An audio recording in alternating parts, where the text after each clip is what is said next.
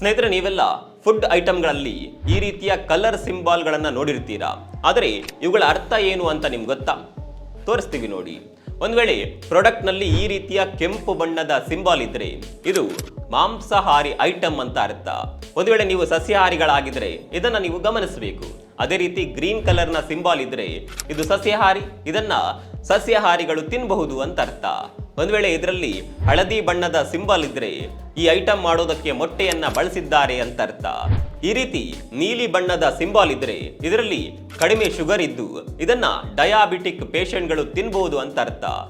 ಯಾರು ವೀಗನ್ ಪ್ರಾಡಕ್ಟ್ಗಳನ್ನ ಖರೀದಿ ಮಾಡ್ತಾರೋ ಅವರು ಈ ಸಿಂಬಲ್ ಇದ್ರೆ ತೆಗೆದುಕೊಳ್ಳಬಹುದು. ಇದರಲ್ಲಿ ವಿ ಲೋಗೋದ ನಡುವೆ ವೀಗಲ್ ಅನ್ನ ಇಟ್ಟಿರ್ತಾರೆ. ಅಂದ್ರೆ ಇದು ವೀಗನ್ ಟ್ರೇಡ್ ಮಾರ್ಕ್ ಇರುವ ಪ್ಯೂರ್ ವೆಜಿಟೇರಿಯನ್ ಅಂತ ಅರ್ಥ. ಇದರಲ್ಲಿ ಪ್ರಾಣಿಗಳಿಂದ ಸಂಗ್ರಹಿಸುವ ಕೊಬ್ಬಿನಾಂಶ, ಜೇನು, ಹಾಲು ಯಾವುದನ್ನ ಕೂಡ ಬಳಸಿಲ್ಲ ಅಂತ ಅರ್ಥ. ಈ ವಿಷಯ ನಿಮಗೆ ಮೊದಲ ಬಾರಿ ಗೊತ್ತಾಗಿದ್ರೆ ಕಾಮೆಂಟ್ ಮಾಡಿ, ವಿಡಿಯೋವನ್ನು ಶೇರ್ ಮಾಡೋದಕ್ಕೆ ಮರಿಬೇಡಿ.